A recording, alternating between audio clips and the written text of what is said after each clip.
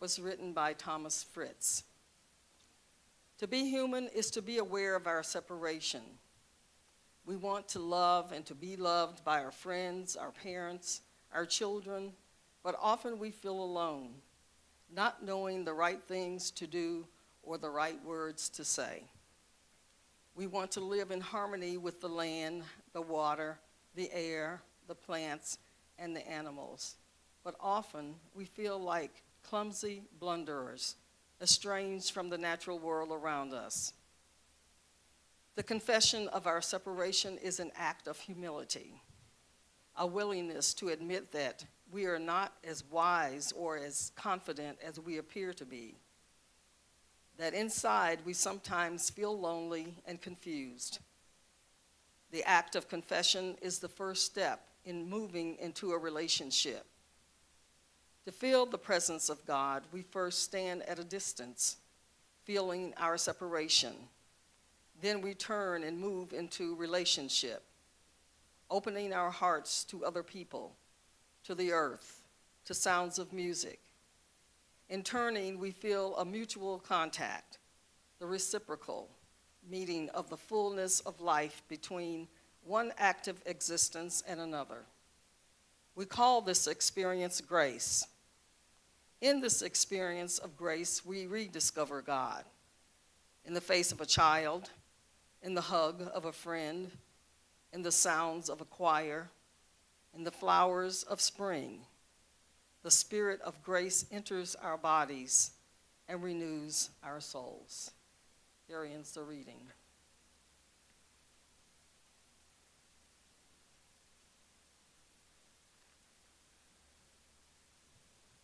Living in a state of grace. Grace is a theological concept in many religions that refers to God's unmerited love and favor towards humanity. It is often seen as a way to receive salvation and forgiveness. However, I find the word grace to be very ethereal, and one of those words that I find hard to grasp because it's often understood as a state of actionless action where the individual is guided by peaceful confidence. The concept of grace is present in many religions, including Christianity, Islam, Hinduism, Buddhism, and Taoism. In Buddhism, grace is a concept that can be understood as a circular blessing, a way to appreciate relationships, and a way to embrace the unconditional compassion of the Buddha. In Hinduism, grace is the idea that divine assistance and enlightenment are available to everyone. It is a central tenet of bhakti yoga and bhakti movements and is considered a blessing that can help people overcome challenges. In Islam, grace is a divine attribute that Allah bestows upon those who have faith and do good works. The Quran mentions grace many times, and the Prophet Muhammad taught that God loves to show grace. Taoism is a philosophy that focuses on living in harmony with nature. Therefore, grace can be seen as the process of growing and achieving one's potential. Because potential is an open-ended word, grace is an ever open-ended process of how one grows. If grace is moving, acting, and living with potential, it's simple to see, yet harder to achieve. Potential shifts meaning faster than any other word in the English language. It's relative to the holder and relative to the moment it's being held. Moreover, since grace connects to potential, this explains why the word grace gets associated with God. Moreover, in many religions, a person finds their potential by connecting to that which is greater.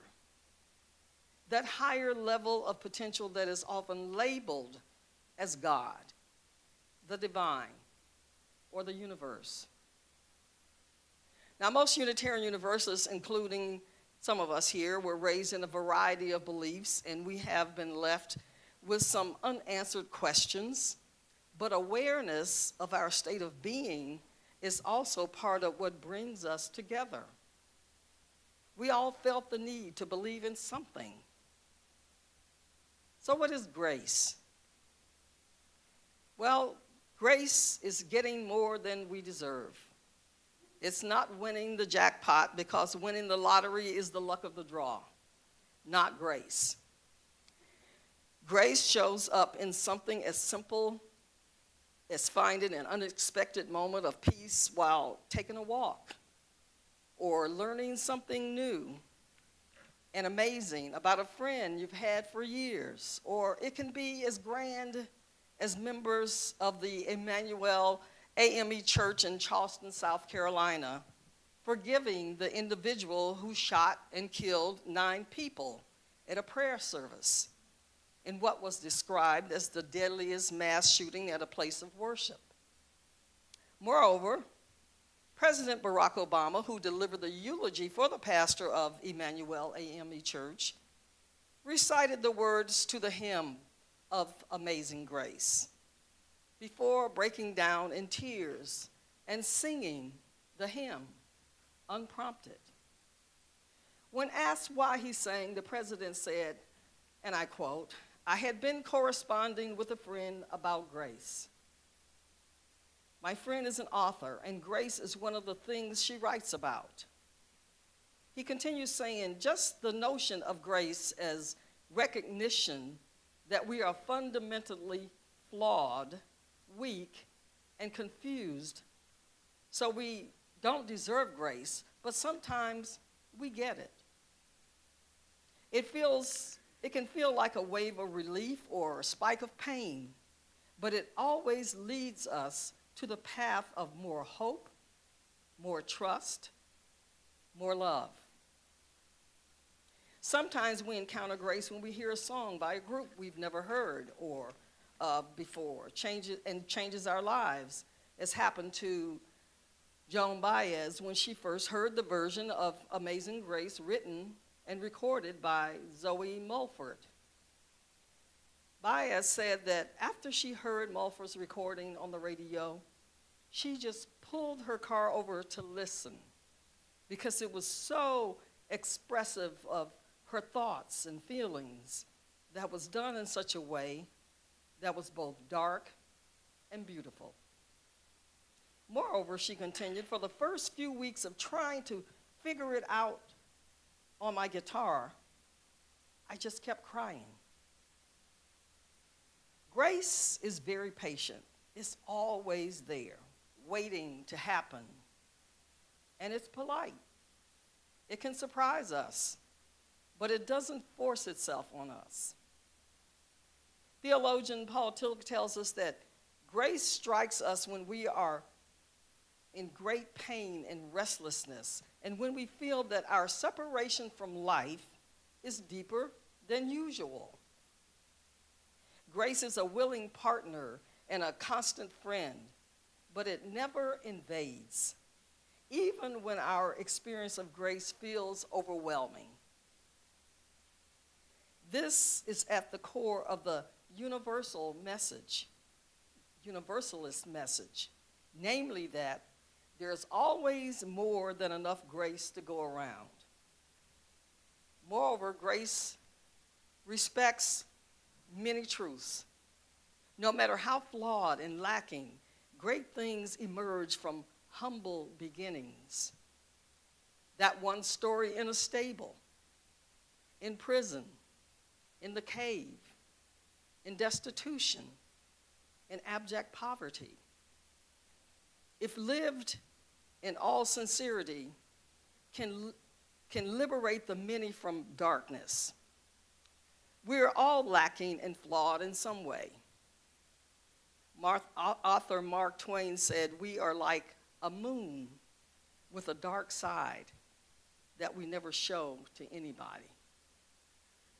However, grace respects many truths. such as that one story in a stable.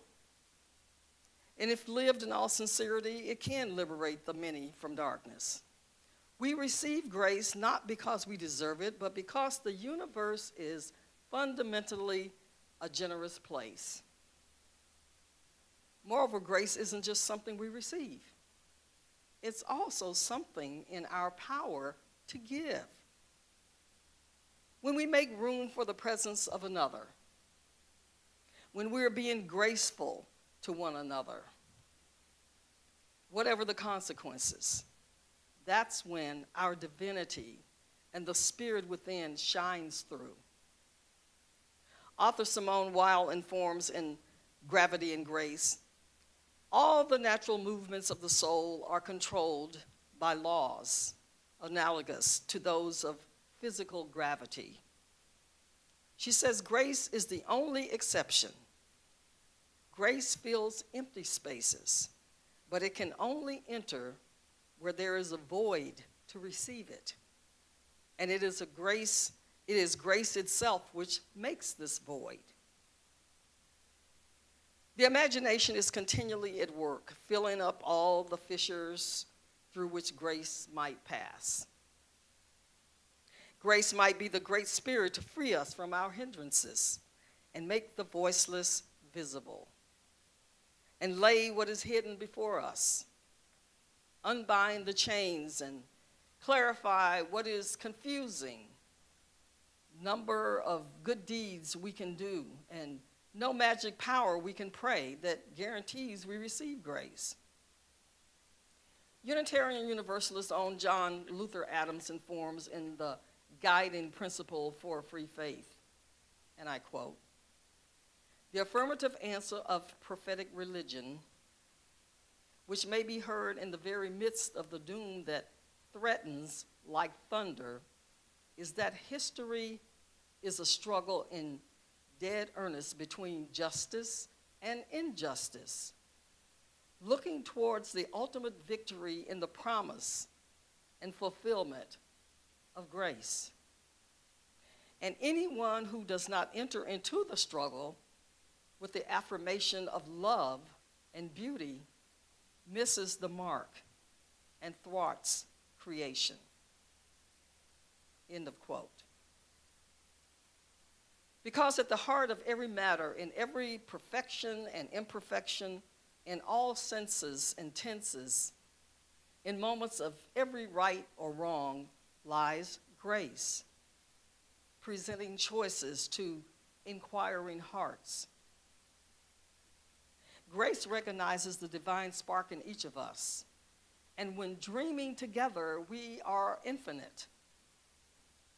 As prayer is but an articulated common dream, we invoke our ultimate concern for the work of faith and long to be hand in hand, creating a world where everyone belongs. I perceive that being in a state of grace is being in that space between where I am and where I want to be.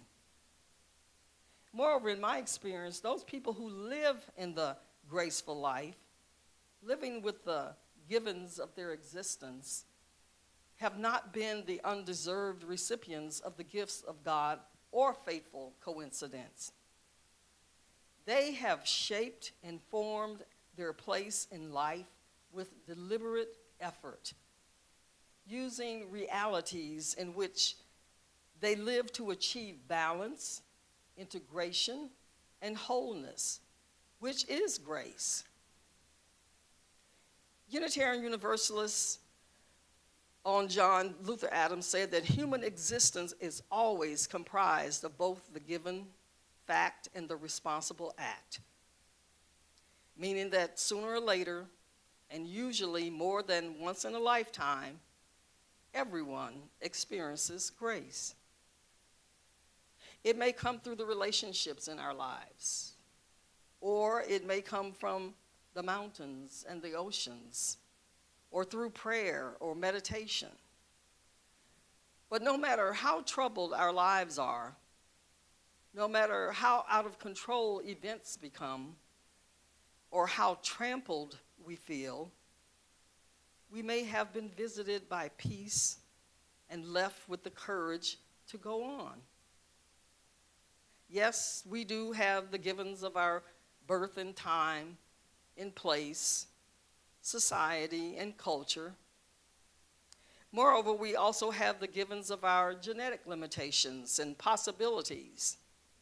But when we add up everything that goes to make us who we are, we find that we are more than the sum of the parts.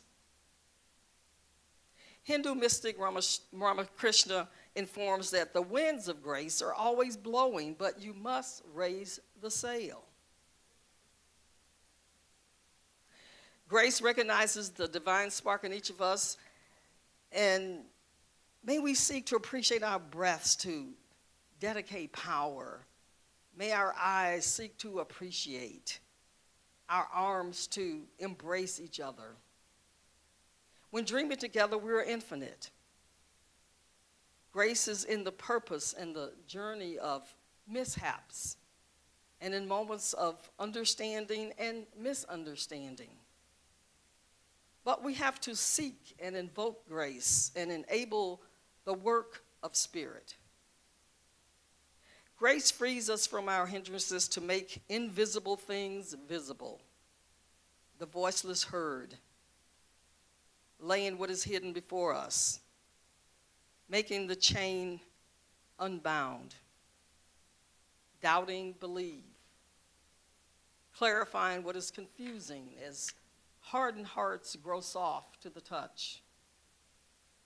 Because the world was not meant to be possessed by a singular truth, but to be built together upon revelations as we come to fullness with gratefulness and faithfulness to one another.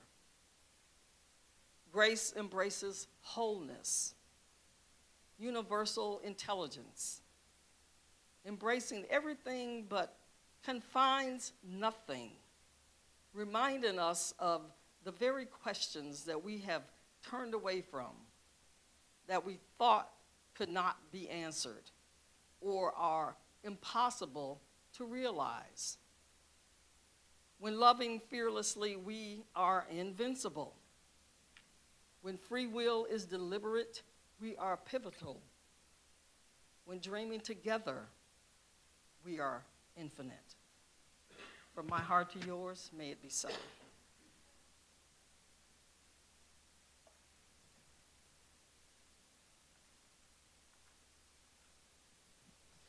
Please join in singing hymn number 1017, Building a New Way.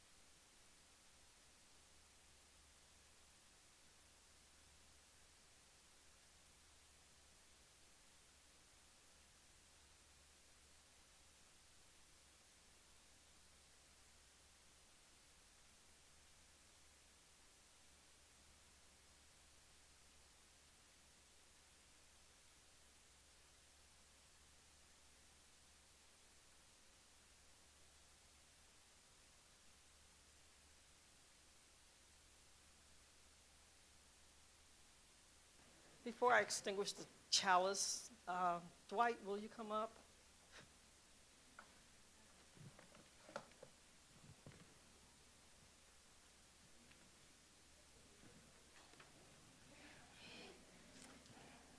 Dwight is our person of the month for February.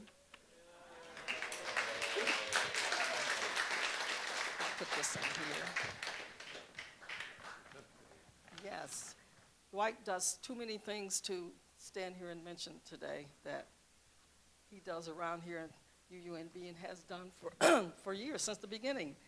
I hope you read his bio in the order of service. That should have been in there. So we thank you for all that you do. Thank you. Yeah.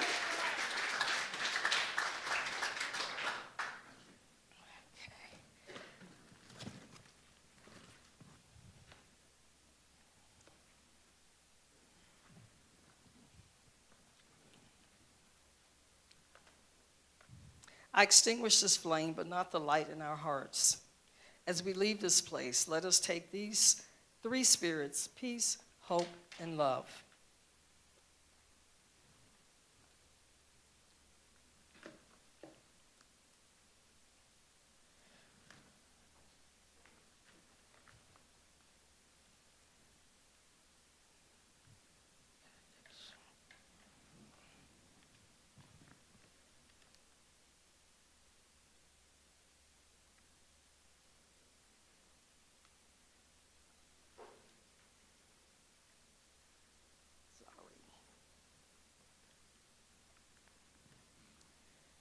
These words are by Leslie Takahashi Morris. All that we have ever loved and all that we have ever been stand with us on the brink of all that we aspire to create: a deeper peace, a larger love, a more embracing hope, a greater generosity of spirit, a deeper joy in this life we share.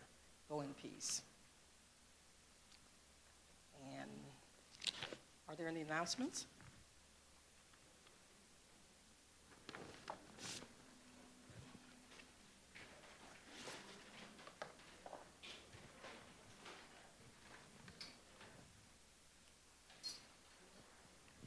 This is just a reminder, next Sunday, there's a safety meeting after service, so if you're on the safety team, please plan to attend. There's also going to be a Stop the Bleed training that's open to anybody in the congregation or any visitors, so that's next week after service. Thank you.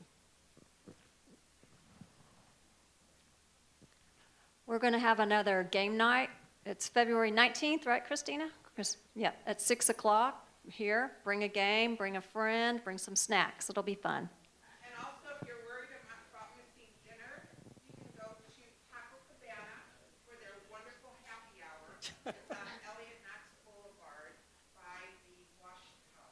You'll be amazed how good the margaritas are, how good the food is, and that will be 4:30 on. So come out. Yeah, those margaritas will help your game performance.